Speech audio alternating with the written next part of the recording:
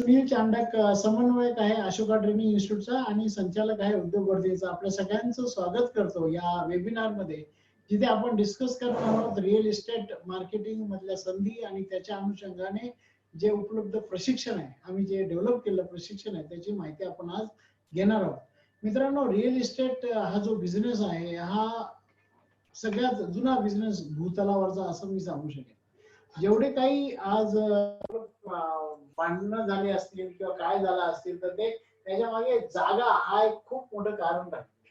तर ही जागा जी आहे, ही जागा जर आपल्याला त्याच्यात जर नीट समजलं तर खूप काही गोष्टी समजू शकतात. आणि आता सध्या आपण एका अतिशय वेगळ्या सिच्युएशन मध्ये आहोत. एक लॉकडाऊन झाल्यापासून आता परत तो लॉकडाऊन वाढण्याची शक्यता आहे. आता लॉकडाऊन चालू आहे आणि लॉकडाऊन नंतरची परिस्थिती ही खूप वेगळी राहणार आहे. तर मग अशा परिस्थितीत रिअल इस्टेट मध्ये काय होऊ शकतं, बरेच लोकांनी वेगवेगळ्या व्यासपीठावर वेगवेगळी मतं मांडताना आपण दिसतोय. पण एक साधारण जरी आपण एक विचार केला, कॉमन सेन्स वापरून जर विचार केला, तर एक नक्की आहे, आता एक कमर्शियल प्रॉपर्टी ज्याला आपण म्हणतो त्याला एवढा कदाचित डिमांड नाही राहणार, कारण की वर्क फ्रॉम होम हे कल्चर आता सगळी ठिकाणीच, म्हणजे आमच्या सारख्या संस्थेमध्ये, प्रशिक्षण संस्थेमध्ये सुद्धा वर्क फ्रॉम होमचं कल्चर आम्ही आणलंय ऑलरेडी. अशा अनेक इंडस्ट्रीज आहेत की जिथे वर्क फ्रॉम होम हे होऊ राहिलं. आणि त्यामुळे घराची जी संख्या रिक्वायरमेंट ती वाढणार आहे आणि जी ऑफिसेसची रिक्वायरमेंट ती कमी होणार आहे. त्यामुळे आता घराकडे तर खूप फ्लो वाढेल आणि विशेषतः जे बजेट होम आहे त्याला खूप डिमांड येणार आहे. आणि जे काही अगदी गाव, आणि अजून एक दुसरी गोष्ट, नाशिकचा जर विचार केला तर नाशिक जवळ जे आउटस्कर्ट्स आहे, म्हणजे विशेषतः मुंबईच्या जवळचे जे काही आउटस्कर्ट्स आहेत, तर त्या मग ते अगदी तुमच्या मुंडेगाव पासून घोटी वगैरे हे जे परिसरामध्ये वाडी वर्रे पासून हे जे काही गावं आहेत, छोटी छोटी जी गावं आपल्याला लागतात, तर त्या गावांमध्ये खूप डेव्हलपमेंट होण्याची शक्यता आहे. याला कारण असं आहे की मुंबईला काय चालू आहे ते तुम्हाला माहिती आहे. मुंबई अतिशय वाईट अवस्थेत आहे आणि लोक पीपल जे अनेक मित्रांचे आम्हाला फोन येतात, तुम्ही खूप सुखी आहात, तुम्ही खूप चांगलं जीवन जगताय. तर मित्रांनो, आज अशा चांगल्या जीवन, शेवटी हे सगळं चाललंय तर आपल्या जीवासाठी. तर त्यामुळे सगळ्यांना आज असं आहे की they would like to live a good life. आणि ही गुड लाईफ जी आहे ती definitely it is there in the small towns. मित्रांनो, काही परदेशामध्ये मी जे गेलो, विशेषतः लंडन वगैरे हे जे काही शहर पाहिले, त्या लंडनच्या बाजूला काही गाव आहेत, लेस्टर म्हणून एक गाव आहे, तिथे मी गेलो होतो. मला तिथे जेव्हा मला तिथे अद्भुतच गोष्टी कळाल्या. काय असं की तिथे लंडन पेक्षा महाग प्रॉपर्टी तिथे, लंडन पेक्षा महाग. तर म्हटलं असं का, कारण की म्हणे इथे सगळ्या सुविधा आहेत. म्हणजे लंडन मध्ये एवढं कंजस्टेड लाईफ जगण्यापेक्षा people like to stay here. आणि अगदी जायचं असेल तर ट्यूबनी जाता येतं, रेल्वेनी जाता येतं, परत येता येतं, फास्ट जाता येतं, येता येतं. So people are staying there. मला सांगायचं काय मित्रांनो, आणि नेमकं हेच आता आपल्या नाशिकच्या बाबतीत होणार आहे, किंवा जे मुंबईच्या जवळची गाव आहेत, definitely they are going to develop. त्याच्यामध्ये खूप, फक्त काय की त्या त्या गावामध्ये खूप चांगल्या सुविधा जर निर्माण केल्या तर लोकांना तिथेच राहायला आवडणार आहे. तो फ्रेंड्स, खूप चांगले दिवस हे रिअल इस्टेटला येऊ शकतात. ऑफकोर्स असं नाही की कमर्शियल प्रॉपर्टीला काही राहणारच नाही, परंतु विशेषतः जे शॉप्स वगैरे आहेत त्याला डिमांड राहणार. तर मित्रांनो, अशा वेळेला, आणि आता खूप प्रॉपर्टी जे आहेत, अनेक जे बिल्डर्स आहेत ते खूप थोडेसे आवाज दिला आहे, कारण की गेल्या 3 महिन्यात एक प्रॉपर्टीचा सेल झालेला नाही, अशी लोक आहेत. मग अशा वेळेला त्यांना they would like to dispose of their properties. काही लोक डिस्ट्रेस सेल करतात. अशा वेळेला जर चांगले मध्यस्थ तिथे राहिले आणि तर त्यांना खूप चांगली संधी आहे. तर मात्र हे कळण्यासाठी आपल्याला हा विषयच नीट कळायला हवा. म्हणून आम्ही आतापर्यंत अशोका ट्रेनिंग इन्स्टिट्यूटने रिअल इस्टेट डेव्हलपमेंटचे कोर्स केलेले आहेत. त्याच्यामध्ये मार्केटिंग हा पार्ट आम्ही जास्त घेत नव्हतो, पण आता हा स्पेशल कोर्स जो आम्ही केलाय 12 डेजचा, हा टोटली मार्केटिंग हा विषय लक्षात ठेवूनच केलेला आहे. तर मित्रांनो, या कोर्समध्ये आम्ही असं डिझाईन केलंय की ज्यामुळे तुम्ही त्याच्यामध्ये बिझनेस करू शकता. बेसिकली असं आहे की बिझनेस करायला खूप वाव आहे, परंतु आता मग रिअल इस्टेट मध्ये बिझनेस करायचा तर डेफिनेटली मार्केटिंग समजायला हवंच, पण त्याचबरोबर आपल्याला थोडेसे रिअल इस्टेट हा जो बिझनेस आहे तो सुद्धा समजायला हवा. मग त्याच्या लिगल गोष्टी समजायला हव्यात, मग त्याच्या टेक्निकल गोष्टी समजायला हव्यात, मग त्याच्या फायनान्शियल आस्पेक्ट समजायला हवेत. या हिशोबाने आम्ही काय केलंय की ते सगळंच एक असं कॉम्बिनेशन केलंय आणि जास्त भर जो आहे तो आम्ही रिअल इस्टेट डेव्हलपमेंटवर दिलाय, की रिअल इस्टेट मार्केटिंगवर दिलाय, की ज्यामुळे तुम्हाला ती प्रॉपर्टी मार्केटिंगला मार्केटिंग करता येणं सोपं होईल.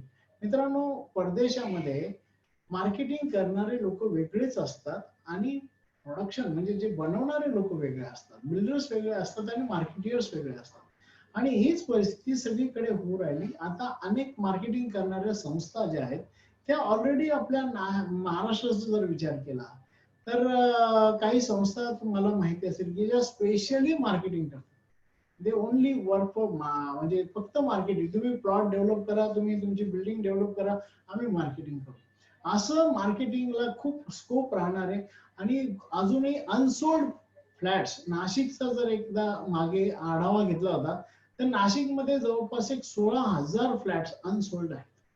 तर त्यामुळे अशा अशा प्रॉपर्टी विकायला सुद्धा खूप वाव राहणार आहे.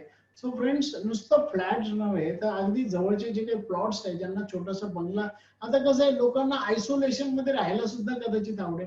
सो परत एकदा बंगल्यांच्या फ्लॅट्सला, बंगल्यांच्या प्लॉट्सला डिमांड येण्याची शक्यता आहे. त्यामुळे मित्रांनो, ओव्हरऑल रिअल इस्टेट बिझनेस हा सुद्धा खूप मोठ्या वेगाने चेंज होण्याची शक्यता आहे. आणि या चेंज होताना आपल्याला स्वतःला अपडेट करण्याची खूप गरज आहे. मित्रांनो, हा जो कोर्स आम्ही डिझाईन केलाय तो असा पद्धतीने केलाय की तुम्हाला under one roof you can get answers to the all your queries. याच्यामध्ये आम्ही काय केले की एक जो 12 दिवस आहे त्याच्यामध्ये 3 दिवस जे पहिले, आता जे आपल्याला आज गाईड बी करणार आहे ते अतिशय चांगलं कन्सल्टन्सीचं काम, ब्रोकिंगचं काम करणारे आमचे विवेक विशाल सुद्धा आहे. विवेक विशाल तुम्हाला 3 दिवस एक कशा पद्धतीने, अगदी एखादी फाईल आली तुमच्याकडे, माल विकाय त्यांना काही विकायचं आहे तर ती फाईल कशी चेक करायची, त्या चेक करण्यापासून मग आपल्याला दुसऱ्यांना फाईल कशी सादर करायची, कशा पद्धतीने रेकॉर्ड ठेवायचे, कशा पद्धतीने सर्व्हिसेस द्यायच्या, काय दिलं म्हणजे तुमचा माल विकला जाईल. तर त्या पद्धतीने तुम्हाला ते अतिशय, he is very well established broker in this field. आणि आज खूप नावारूपाला आलेले ते ब्रोकर आहे आणि खूप चांगल्या पद्धतीने काम करतात. अतिशय सिस्टमॅटिकली काम करण्याची पद्धत आमच्या विवेक विशाळकडे आहे. त्याच्यानंतर मग तुम्हाला 1-2 दिवस आम्ही लिगल आणि टेक्निकल या गोष्टीबद्दल आमचे देवेंद्र लवाटे, ज्यांनी आपलं म्हणजे आयुष्याची 20 वर्ष ही फक्त या गोष्टीमध्ये घातलेली आहे. तर त्यांना कसं आहे की स्वतःच त्या ह्या वेगवेगळ्या गोष्टींचं स्ट्रगल करून आपल्या प्रॉपर्टी लिटिगेशन मधून बाहेर त्यांनी काढलेलं आहे.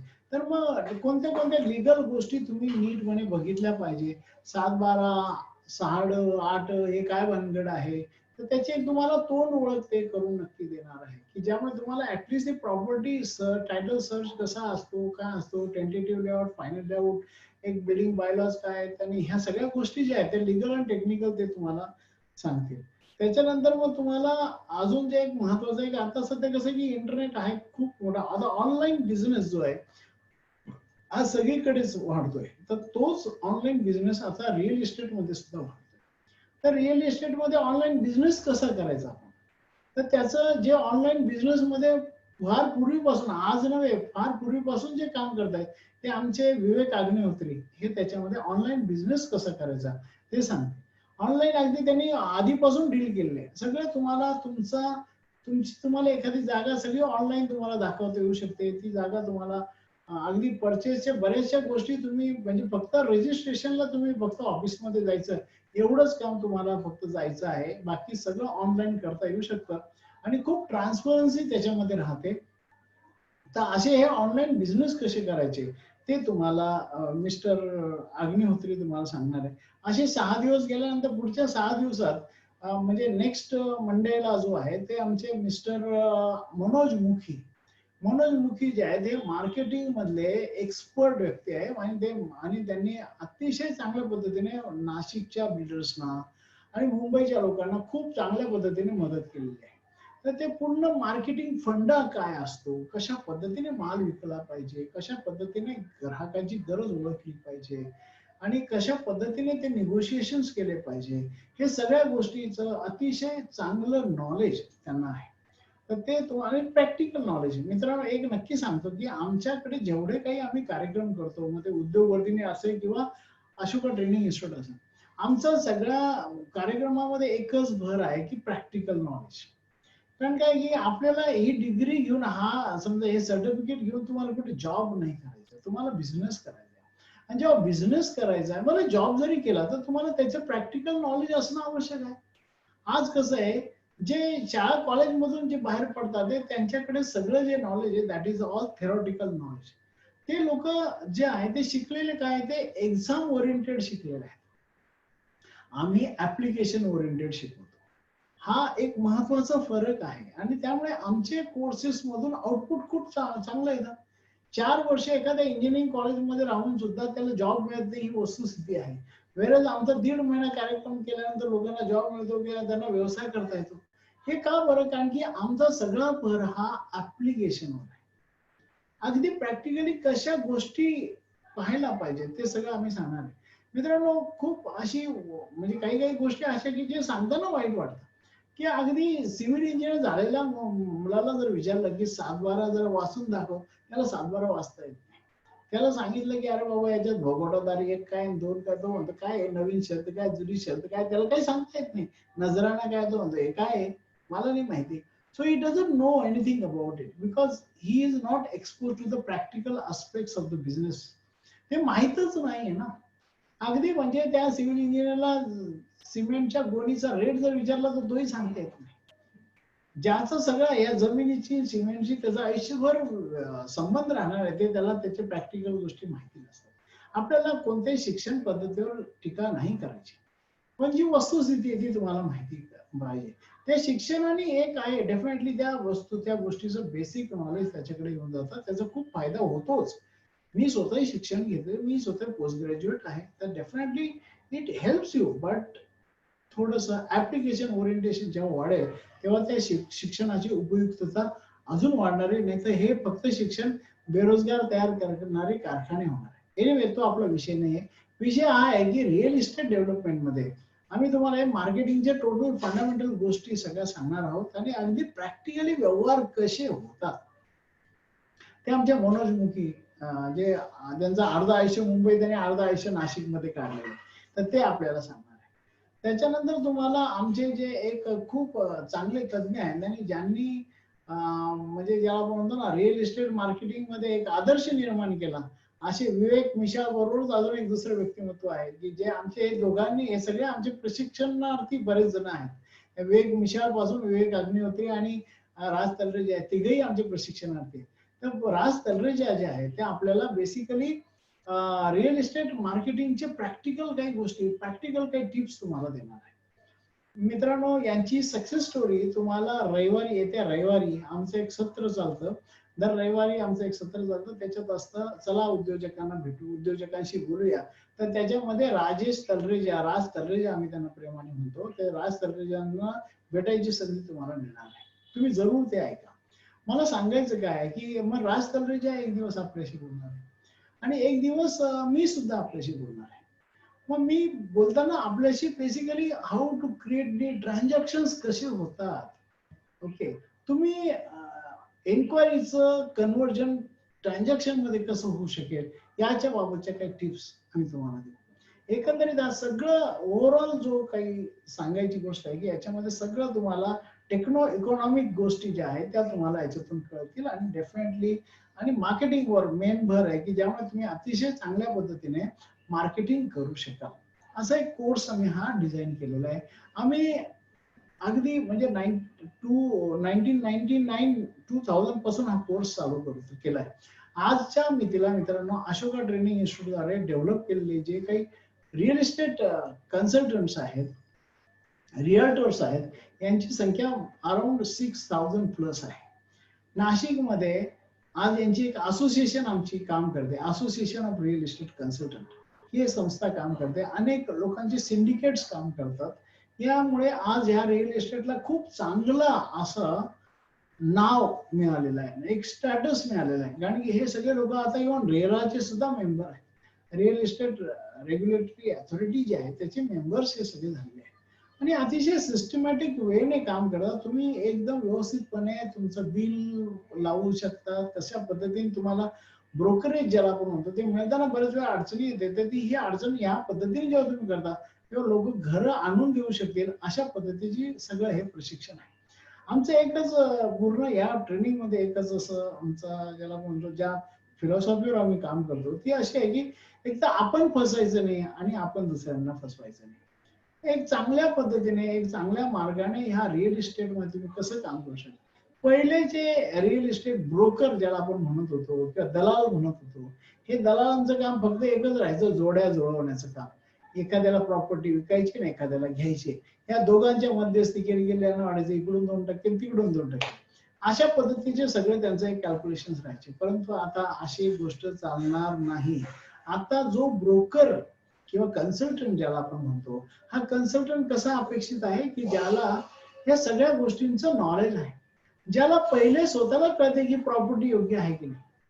कारण की काय स्वतःला त्यांनी आधी चेक केलं पाहिजे की वेदर त्या सातबारा बाकी सगळे फाईल त्यांनी आधी चेक करता आली पाहिजे. त्याला ते समजलं पाहिजे की प्रॉपर्टीमध्ये काही प्रॉब्लेम आहे का. कारण काय की मित्रांनो, दुर्दैवाने रिअल इस्टेट बिझनेसचा दुसरा अर्थ, दुसरं नाव हे बी आहे की लिटिगेशन, वादविवाद. आपल्या भारतामध्ये जमिनीच्या संदर्भात कमीत कमी आज मितीला 4 कोटी खटले चालू आहेत. 4 कोटी खटले, इमॅजिन करा, 4 कोटी खटले. आणि 4 कोटी खटले जे आहेत त्याच्यामध्ये जर तुम्ही एका खटल्यामागे 10 जण सरासरी पकडले, नवरा बायको 2 मुलं आणि एक वकील, असा एका पक्ष आणि दुसरा पक्ष तेवढे जरी पकडले, 10 जण पकडले, तर 120 म्हणजे 120 करोडची 135 करोडच्या पॉप्युलेशन मध्ये 40 कोटी लोक म्हणजे ऑलमोस्ट 1/3 लोक हे फक्त कोर्टाच्या एरेझाऱ्या घालण्यातच दिवस घालवतात. आता ठीक आहे, कोर्ट बंद आहे, पण तरी सुद्धा कोर्ट सुरू झाला की ही सगळी पळापळ सुरू होणार आहे परत. तर त्यामुळे हे लिटिगेशन आणि असं आहे की एकदा कोर्टाची पायरी चढली तर तुमचं काही खरं नाही.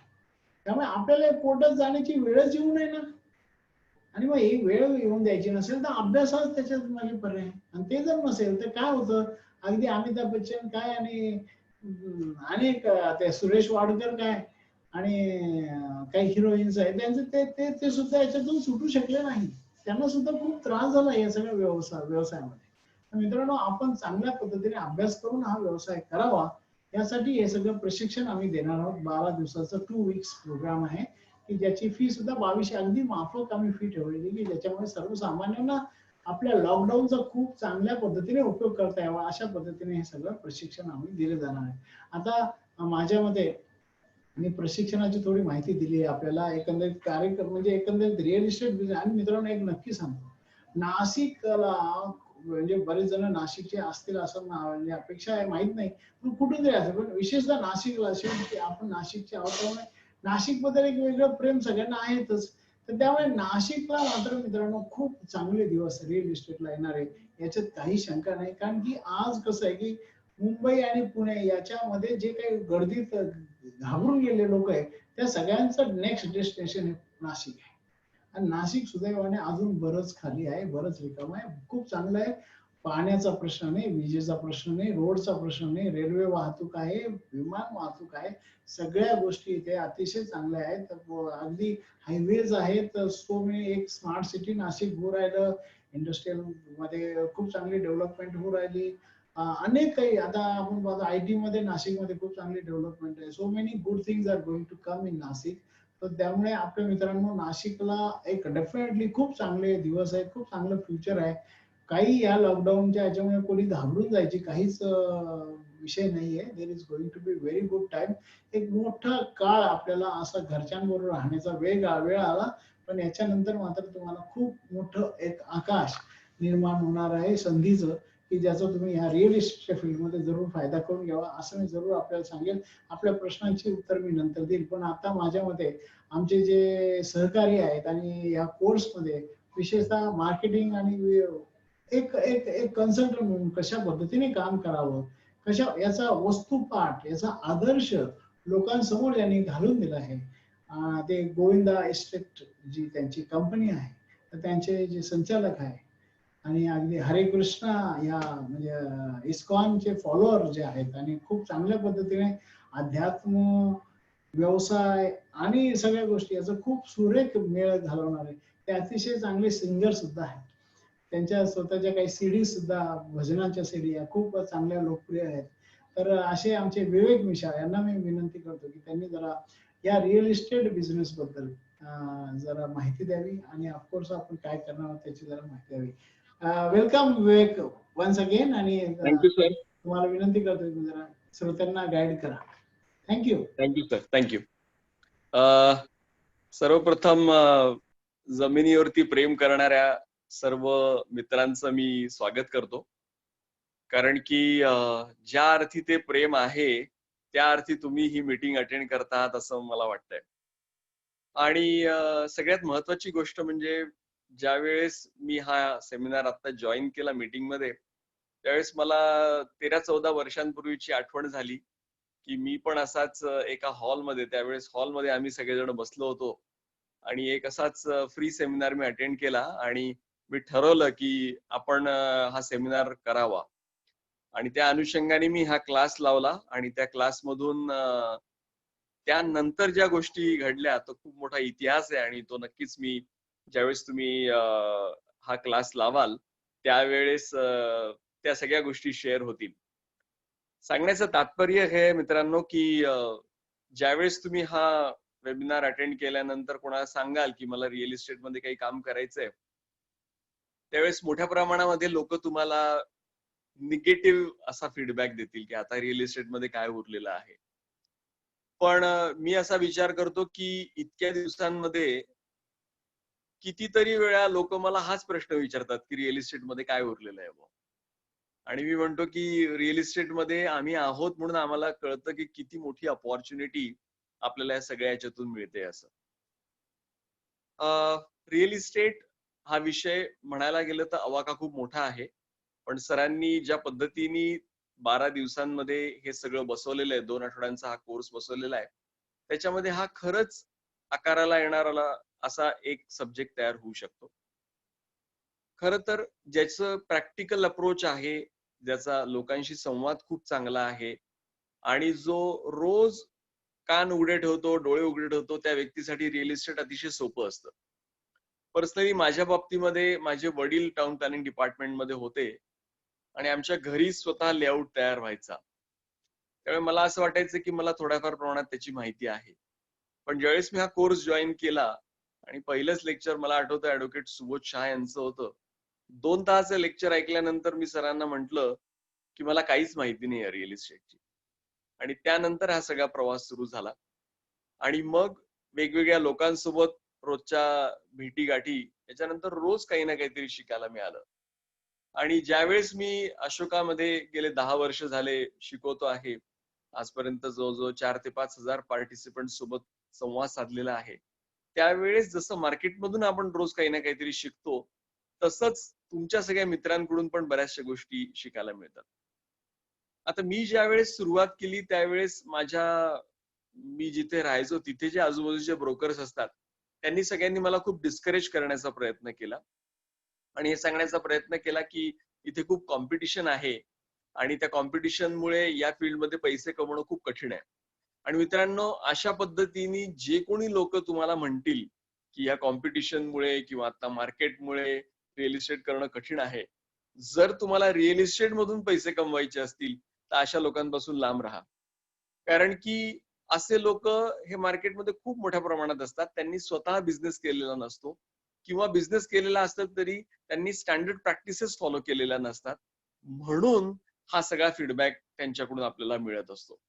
मी तुम्हाला एक एक्झाम्पल देतो की मी ज्यावेळेस माझं पहिलं डील चालू होतं त्यावेळेस माझे क्लायंट मला म्हणाले की माझं लोन तुम्ही करून देणार का हो, कारण की मला तिथे एचडीएफसीच्या ऑफिसमध्ये जायला मला एवढा वेळ मिळत नाही.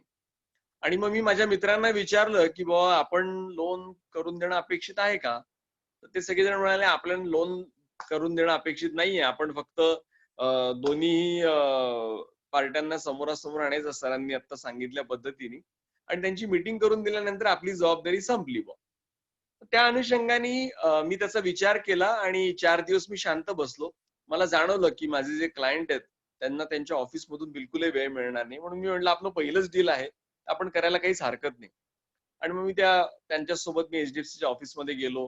त्यांनी माझी ओळख करून दिली आणि एक 15 दिवसांमध्ये ते सगळं लोनचे सगळे कागदपत्र आम्ही त्यांना सबमिट केले आणि ते लोन पास झालं. त्यावेळेस ईमेलनी नाही तर एक लोनचं अप्रुव्हल लेटर मिळायचं. ते लेटर घेऊन मी त्यांच्याकडे गेलो आणि त्यांना मलाही माझी छाती अशी भरल्यासारखी वाटायची, की आपण एक गोष्ट करून दाखवली बुवा. आणि त्या अनुषंगाने जसं ते काम पूर्ण केलं, तसंच मला पुढचं काम त्यांनी सांगितलं, की माझ्या अग्रीमेंटची तयारी तुम्ही करून देऊ शकता का चांगला वकील निवडून? म्हटलं आता हे केलेलं आहे तर ते पण करून बघूया. आजूबाजूच्या मित्रांना विचारलं, ते म्हणे, "हे बघ, तू एवढी त्यांना हे करून देतो आहे, ते तुझ्या मागे लागतील, सगळे कामं करून घेतील आणि जे काही पैशांच्या बाबतीमध्ये मात्र तुला कमीच पैसे देतील." पण मी म्हटलं ठीक आहे ना, आपल्याला शिकायला तर मिळत आहे. त्या अनुषंगाने मी ते अग्रीमेंट पण पूर्ण व्यवस्थित केलं. त्यानंतर सेल डीड हे खूप चांगल्या पद्धतीने झालं. एक दिवस आधी सेल डीडच्या त्यांचा मला फोन आला आणि ते मला म्हणाले, की "सामान्य माणसाला ना खरेदी खत कळत नाही" म्हणे. "तर तुम्ही जर का एम-एस-सी-बी आणि घरपट्टीवरती ते एका फ्लॅटचं डील होतं, त्याच्यावरती जर का मला नाव लावून दिलत, तर मला असं वाटेल खऱ्या अर्थाने टायटल माझ्या नावाने झालेलं आहे." म्हटलं ठीक आहे. मी अजून केलेलं नाहीये, पण मी विचारपूस करून त्या सगळ्या गोष्टी करीन. आणि मग त्याचे सुद्धा सगळे फॉर्म्स आणणं आणि त्याच्या सगळ्या फॉर्मॅलिटीज कंप्लीट करणं. आणि साधारणतः 15-20 दिवसामध्ये एम-एस-सी-बी आणि घरपट्टीवरती सुद्धा त्यांचं नाव लावलं. मित्रांनो, हे सगळं करत असताना जेवढ्या लोकांना मी विचारलं, की आता कशा पद्धतीने हे मी करू की नको करू? त्या सगळ्यांनी मला निगेटिव्हली सांगितलं, की हे नाही केलं पाहिजे, हे आपलं काम नाहीये. त्या सगळ्यांचा एकच फॉर्म्युला होता, की आपण करायचं नाही. त्या बदल्यामध्ये आपण जे काही 2% कमिशन मागतो, त्याच्यात पाव टक्का, अर्धा टक्का डिस्काउंट देऊन टाकायचा आणि 1-1.5% कमिशन घेऊन ते डील कंप्लीट करायचं आणि तो वेळ दुसऱ्या गोष्टींच्या मार्केटिंगसाठी लावायचा.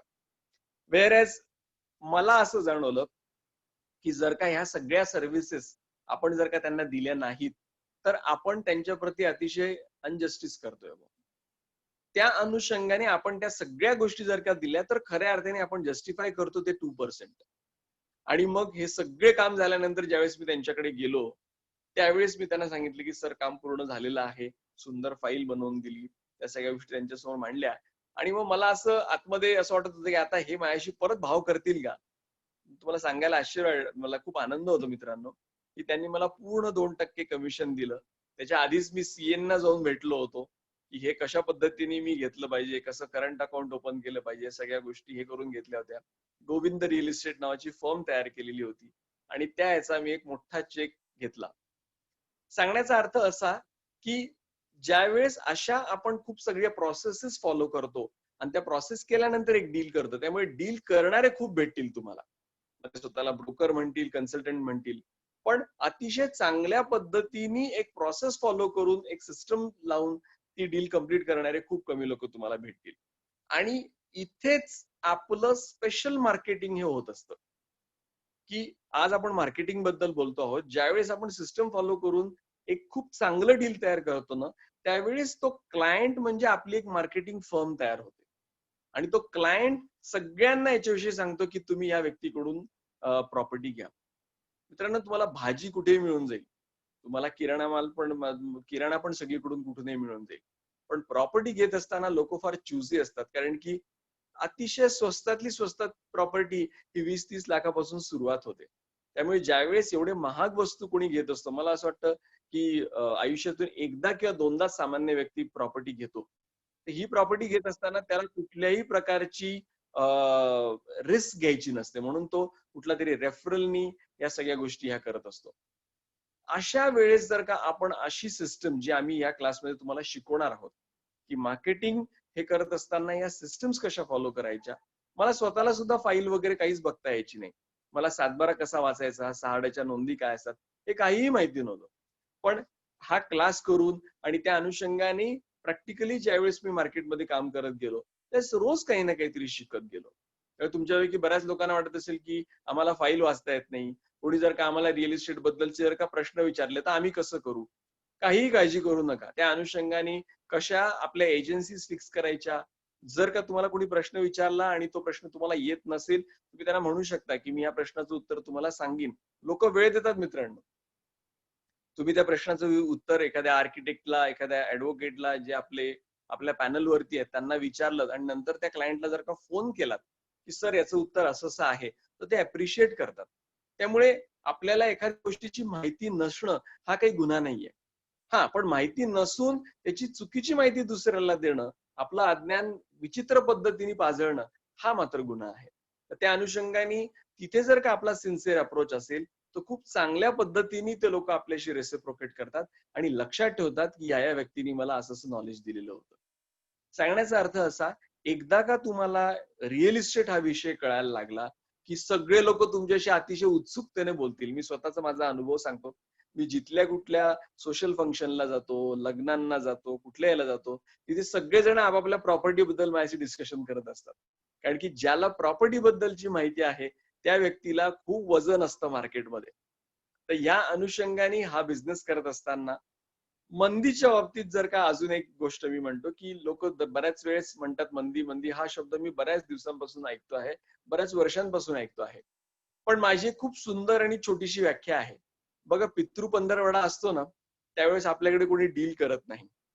आणि माझ्या बायकोची दरवेळेस एक कंप्लेंट असायची की बुवा तुम्ही घरामध्ये जास्ती वेळ थांबत नाही, तुम्ही इतकं बाहेर काम करता.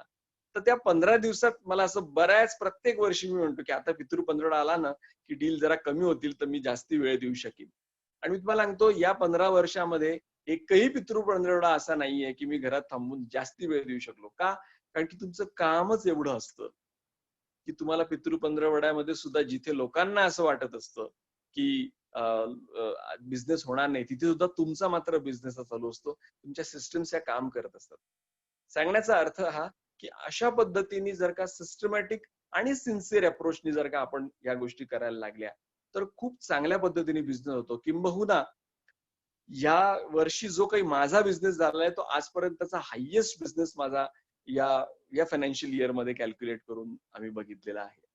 तर अशा पद्धतीने बाहेरच्या कोणाचंही न ऐकता जर का तुमच्यामध्ये जर का पॅशन असेल की हो मला रिअल इस्टेट मधून पैसा कमवायचा आहे, तर रिअल इस्टेट मधून एक चांगलं नाव कमवून त्या फील्डमध्ये एक चांगल्या गोष्टी करण्याची जी संधी आपल्याला प्राप्त होते, ती संधी खरंच मी तुम्हाला सांगतो, तुम्हाला रिक्वेस्ट करतो की तुम्ही ती संधी घालवू नका. अशा पद्धतीने जर का चांगल्या पद्धतीने तुम्ही काम कराल तर तुमचं मार्केटिंग पण चांगलं होतं. सरांनी आताच विषय छेडला आणि त्याला मी दुजोरा देऊ इच्छितो की खरंच मोठ्या शहरांमधून सुद्धा लोक आता नाशिकमध्ये येत आहेत आणि त्यांना हवंय की नाशिकमध्ये त्यांनी खूप चांगल्या पद्धतीने घर घेऊन राहावं. क्वालिटी ऑफ लाईफ नाशिकमध्ये खूप चांगली आहे. आणि सर मी तुम्हाला सांगू इच्छितो की आमच्या ब्रोकर्सच्या ग्रुप्समध्ये स्वतः माझा जो क्लायंट बेस आहे सगळीकडे, तिकडून सुद्धा आता मला इन्क्वायरी सुरू झालेल्या आहेत की नाशिकमध्ये आम्हाला चांगलं घर हवं आहे, फ्लॅट हवा आहे, बंगलोसाठी प्लॉट हवा आहे. म्हणजे जो काही एकदम टेन्शनचा आपला लॉकडाऊन होता पहिले 1.5 ते पावणे 2 महिने, त्या 1.5 पावणे 2 महिन्यांमध्ये सगळेच जण शांत होतं आणि कोरोनाच्या बाबतीमध्ये जागरूकता खूप जास्ती प्रमाणात चालली होती. पण आता या 8-10 दिवसापासून इतक्या चांगल्या पद्धतीने इन्क्वायरी सुरू झालेल्या आहेत. तुम्हाला सांगायला मला खूप आनंद होईल की या लॉकडाऊन मध्येच आम्ही जे काही डील मध्ये पहिले काम केलेलं होतं त्याचं हे लॉकडाऊन संपल्या संपल्या 3 डीलचं आमचं टोकन होणार आहे. इतक्यापर्यंत त्या सगळ्या गोष्टी आलेल्या आहेत. त्यामुळे जे काम करतो आहे, जो खूप चांगल्या पद्धतीने सिस्टम्स डेव्हलप करतो आहे, त्याच्यासाठी या कुठल्याही गोष्टीचा परिणाम त्याच्या कामावरती हा होत नसतो. तर अशा पद्धतीने जेवढं तुम्ही मन लावून या सगळ्या गोष्टी कराल, तेवढा मोठ्या प्रमाणामध्ये फायदा हा तुमचा होणार आहे. त्यामुळे एक खूप चांगली पॉझिटिव्हिटी घेऊन जर का याच्यामध्ये तुम्ही काम करायचा जर का निर्णय घेतला, तर हा क्लास करून नक्कीच तुम्हाला एक वेगळा संदेश तुमच्या जीवनामध्ये देता येईल. एक गोष्ट सांगतो आणि माझे 2 शब्द संपवतो, की म्हणजे एका गावामधून एक मूर्तिकार जात असतो आणि तो मूर्तिकार त्याला एक सुंदर दगड दिसतो म्हणून त्याला ठोकायला सुरुवात करतो. तर थोड्या वेळाने त्याला रडण्याचा आवाज येतो.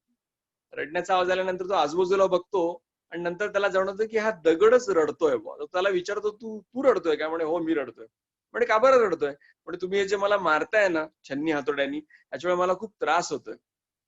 मग तो म्हणतो ठीक आहे, तुला त्रास द्यायचा नाही म्हणून तो असा अर्धवट दगड सोडून दुसरा एक दगड घेतो, सुंदर मूर्ती बनवतो. गावकरी येतात, म्हणतात तुम्ही तर इतकी सुंदर मूर्ती बनवली आहे देवाची की आमच्या गावासाठी म्हणून राहू द्या. म्हणून तो ती मूर्ती त्यांनाच देऊन टाकतो आणि पुढे चालला जातो. काही वर्षांनंतर एका ठिकाणी गेल्यानंतर त्याला खूप गर्दी दिसते आणि गर्दी जाता जाता त्याला म्हणतात, अरे जत्रा आहे बुवा. मग जत्रेतून पुढे पुढे जाता जाता त्याला कळतं की एक जागृत देवस्थान आहे आणि त्या देवस्थानामध्ये ते जे देव आहेत त्यांच्यासाठी ही सगळी जत्रा लागलेली आहे. असं करत करत मंदिरात जातो, गाभाऱ्यात जातो, तर गर्भगृहामध्ये बघतो तर अरे आपण जी मूर्ती तयार केलेली आहे तीच मूर्ती तिथे आहे. आणि आज ते एवढं मोठं जागृत देवस्थान झालंय. खूप कृतकृत्य होतो आणि परत येत असतो आणि त्याला परत रडण्याचा आवाज ऐकू येतो. मग तो आजूबाजूला बघतो, म्हणतो, अरे हा तर तोच रडण्याचा आवाज आहे. म्हणून तिथे गेल्यानंतर त्याला तो अर्धवट फोडलेला दगड तिथे सापडतो. म्हणतो, आता तू का बरं रडतोय?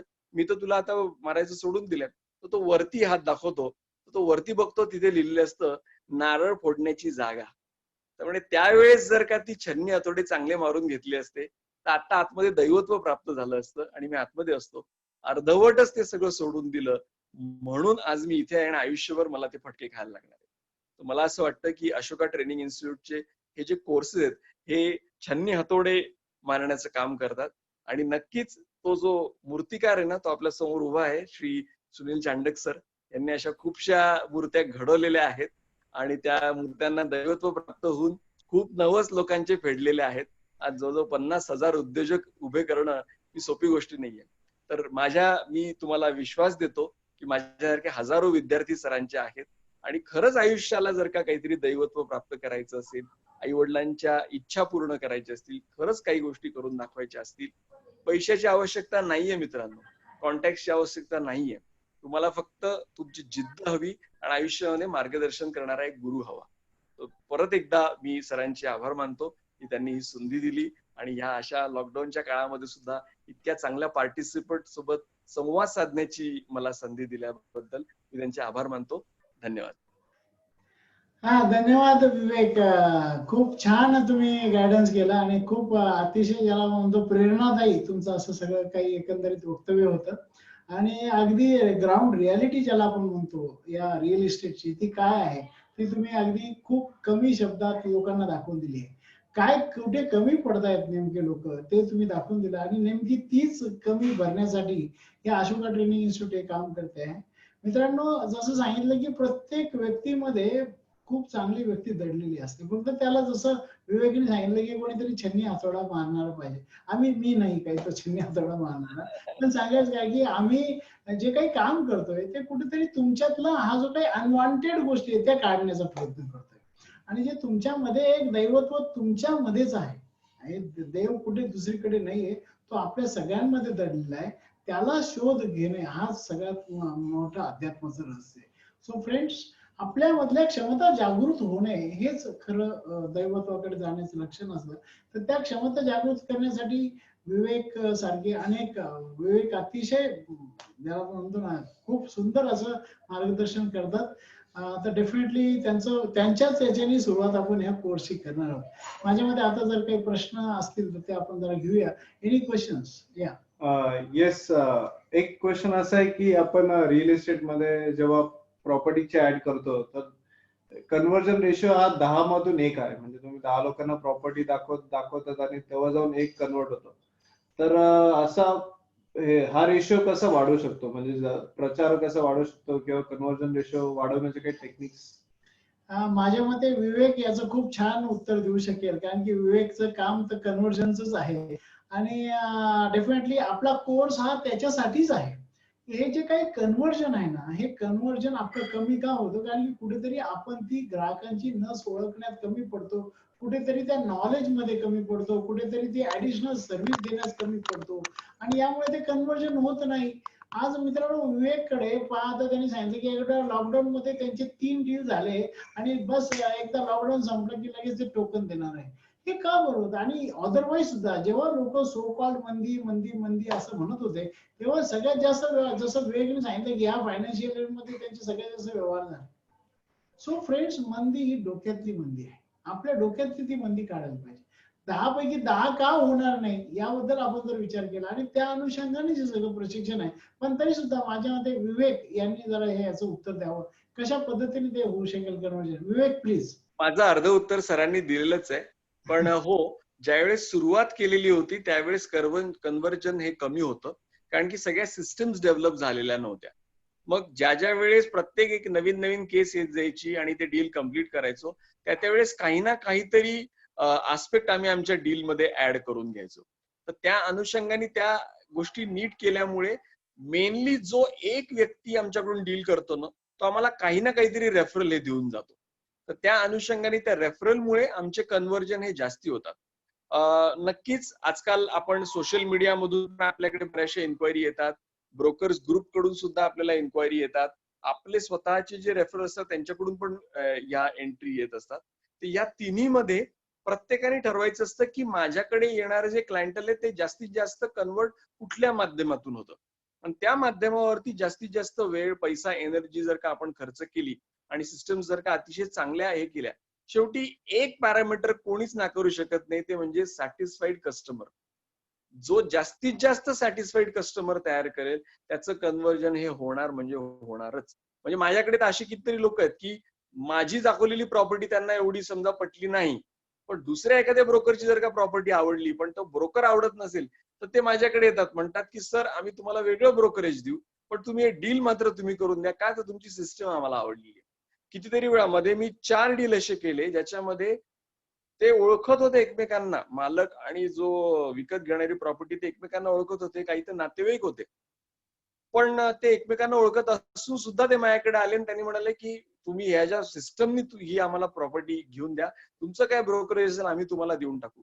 तर या अनुषंगाने जर का आपली सिस्टम जर का पक्की असेल तर कन्व्हर्जन हे जास्तीत जास्त होणारच. बऱ्याच वेळेस काय होतं, खोकलं मार्केटिंग असतं ना ते लोक करतात. म्हणजे फक्त इंटरनेटवरती खूप मोठ्या प्रमाणामध्ये खूप मोठी ऍड करतील, पण त्यानंतर तो माणूस आल्यानंतर त्याला जी बेसिक सर्व्हिस हवी असते त्याच्यासाठी झिजावं लागतं. ते न झिजता जर का त्यांनी नुसती मार्केटिंग वरती केलं तर तोच व्यक्ती 10 लोकांना सांगतो की बिलकुल जाऊ नका यांच्याकडे. त्या अनुषंगाने जसं फ्रंटला आपण खूप चांगलं ग्लॉसी पिक्चर तयार करतो, तसंच आपलं बॅक साईडला आपलं हे सिस्टम्स आणि आपल्या सर्व्हिसेस इतक्या पक्क्या असल्या पाहिजे की जेणेकरून या दोघांमध्ये साधर्म्य साधून आपण हळूहळू पुढे जाऊ शकतो. खूप छान Vivek, very nice answer. I think you must have been satisfied. जसं पहा विवेक, इथे इन्क्वायरीला सुद्धा सॅटिस्फाय करतायत, तर ते ग्राहकांना किती चांगलं सॅटिस्फाय करत असतील.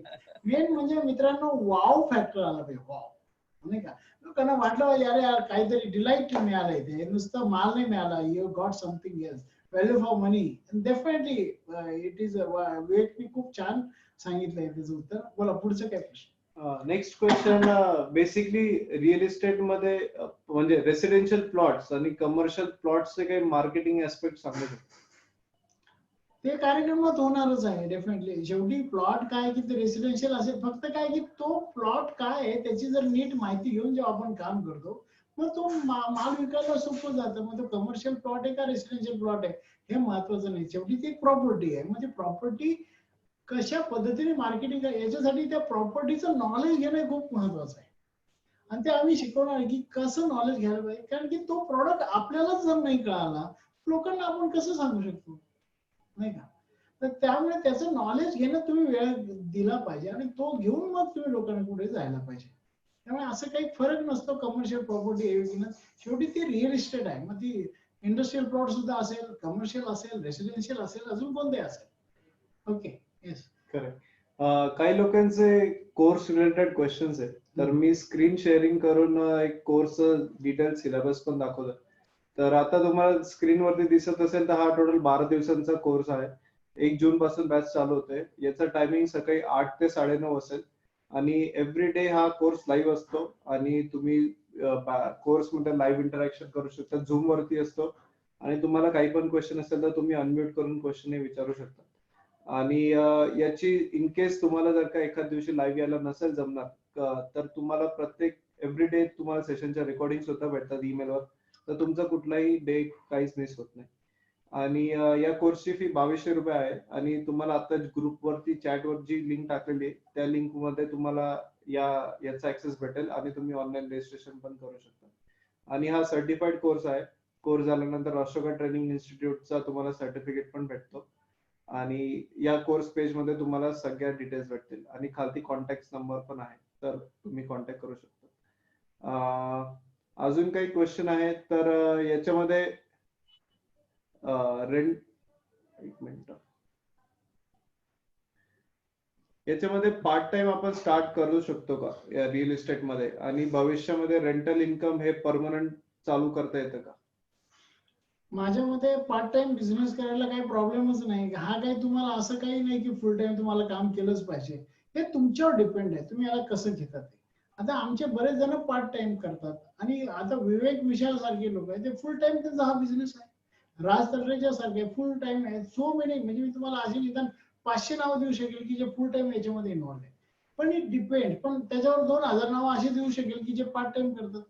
So it all depends on you की तुम्ही तुमच्याकडे वेळ कसा उपलब्ध आहे, आणि हळूहळू जेव्हा तुम्ही त्याच्यामध्ये वेळ द्याल तेव्हा तुम्हाला, तुम्ही बाकीचा बिझनेस बंद करून याच्या मागे लागा. तुम्हाला जे विवेक अग्निहोत्री जे आपले प्रशिक्षणार्थी आहेत आणि जे कोर्समध्ये फॅकल्टी सुद्धा आहेत, ते आधी जॉब करत होते सीएट सारख्या कंपनी. सीएट मध्ये जॉब करत असताना ते पार्ट टाइम करत होते आणि पार्ट टाइम मध्ये खूप इतकं चांगलं इन्कम व्हायला लागला की त्यांनी ती सीएट ची कंपनीची नोकरी सोडून दिली आणि नाव फुल प्लेस ते 100% रिअल इस्टेट मध्ये काम करतात. सो इट डिपेंड्स, तुमच्यावर ते आहे. आणि डेफिनेटली तुम्ही जर डेडिकेटेडली काम केलं तर तुम्हाला पार्ट टाइम फुल टाइम सगळ्या पद्धतीने काम करता येणं शक्य आहे. दुसरा प्रश्न काय होता? याच्यामध्ये भविष्यात रेंटल इन्कम मिळवण्यासाठी काही मदत होईल का, आणि याचं ऑटोमेशन मध्ये करता येईल, म्हणजे बेसिकली तुम्ही हा काम, ही जी ऍक्टिव्हिटी तुम्ही ऑटोमेट करू शकता? हे माझ्या मते विवेक खूप चांगलं सांगू शकेल रेंटल इन्कम बद्दल. आणि रेंटल नाही, नक्कीच आहे. रेंटलच्या बाबतीमध्ये गोष्ट कशी होते की एकदा का तुम्ही एखादा, म्हणजे माझ्याकडे असे जवळजवळ 80-90 फ्लॅट आहेत की जे फ्लॅट मीच विकत घेऊन दिलेले आहेत, मीच त्याला रेंटल वरती देतो. 1-2 वर्ष ती व्यक्ती राहिल्यानंतर ते सोडतात, पुढचं पण व्यक्ती मीच त्यांना हे करून देतो. काही वर्षानंतर त्यांना ती प्रॉपर्टी विकायची असेल तरी मीच ती विकून देतो. त्या प्रॉपर्टीचं जे काही मेंटेनन्स असतो, जो काही प्लंबिंग, इलेक्ट्रिफिकेशन, त्याचं किचन ट्रॉली, या सगळ्या गोष्टी आम्ही इथे बघतो. आम्हाला फक्त पैसे मालक पाठवतात आणि पूर्णपणे त्याची काळजी आम्ही घेतो. तर हो, रेंटलचं जर का अशा पद्धतीने चांगली सर्व्हिस दिली तर एक फिक्स इन्कम आपल्याला सुरू होऊन जातं आणि त्या 100-150 प्रॉपर्टी मधून तुम्हाला दरवर्षी त्याच्यातल्या 20-25 प्रॉपर्टी या परत येत असतात. त्याच्या वेळेस मालकाचं जे इन्कम असतं ते फिक्स असतं. तुम्ही एकदा का क्लायंट शोधला की तिकडच्या साईडनी पण तुम्हाला त्या सगळ्या गोष्टी मिळत असतात. तर हो, जर का तुम्ही मेंटेनन्स खूप चांगल्या पद्धतीने सांभाळायला तयार असाल तर तुम्हाला रेंटलच्या बाबतीमध्ये खूप रेग्युलर इन्कम हे मिळत असतं. Very nice. हा, माझ्या मते आता बरेचसे प्रश्नांचं उत्तर दिले आहेत विवेकने आणि मी सुद्धा. तर डेफिनेटली आय थिंक जर तुम्हाला काही नंतर असेल तर you can always ask to us. पण कोर्स बद्दलही तुम्हाला सगळी कल्पना दिली गेली आहे आणि डेफिनेट एक खूप विचारांती हा कोर्स डिझाईन आम्ही केला आहे की ज्याच्यामुळे तुम्ही कमीत कमी वेळेत जास्तीत जास्त चांगलं शिकू शकाल, ऑनलाईन घरी बसून शिकू शकाल. आणि सगळं प्रॅक्टिकल जे याच्यामध्ये एक अजून सांगतो की जे जे काही डॉक्युमेंट्स आहे किंवा अजून काही गोष्टी आहेत त्या तुम्हाला प्रॅक्टिकली सगळ्या स्क्रीनवर दिसणार आहे. ओके, काही प्रॅक्टिकल गोष्टी ज्या आहेत ना, ज्या आम्ही करतो इथे या कोर्समध्ये, त्या अगदी आम्ही आरसीसी सारखा कोर्स आहे जो पूर्ण प्रॅक्टिकल आम्ही त्या कोर्समध्ये दाखवतो. सो फ्रेंड्स, डेफिनेटली तुम्हाला पूर्ण प्रॅक्टिकल नॉलेज मिळाल्याची अनुभूती याच्यात मिळणार आहे. कारण की हे सगळे जे लोक आहे, विवेक सारखे जे लोक आहे, सगळे ऑल प्रॅक्टिकल पीपल. तर definitely you will get all the practical exposure. Practical गोष्टी मिळणार नाही, त्यामुळे कमी वेळात तुम्हाला जास्त शिकायला मिळेल. It will be definitely value for money. So definitely you can join our course. कोर्सची सगळी लिंक वगैरे सगळे तुम्हाला मिळेलच. हा आत्ताचा जो झालाय संभाषण ते सुद्धा तुम्हाला ऐकायला मिळेल, पाहायला मिळेल. आणि देन रजिस्ट्रेशनची लिंकही मिळेल, तर तुम्ही त्या पद्धतीने रजिस्टर करू शकता. So I would like to thank you all. आपल्या सगळ्यांचं मी आभार मानू इच्छितो. सगळेजण खूप चांगल्या पद्धतीने अटेंड केलं तुम्ही. आणि विवेक ऑफकोर्स खूप छान. विवेक तुमच्याबरोबर बसलं की सत्संग झाल्यासारखं वाटतं आम्हाला. बिनु विवेक सत्संग ना होई. तर सत्संग करताना विवेक असला पाहिजे, असं आहे. तर विवेक डेफिनेटली खूप छान तुम्ही गायडन्स केलं. आणि I would like to thank you. Of course तुम्हाला थँक्यू आता म्हणून नाही चालणार, कारण की आपल्याला अजून पूर्ण कोर्स घ्यायचा आहे आणि अजून बरेच दिवस घ्यायचे. So I would like to thank all of you again. I think Ram will conclude.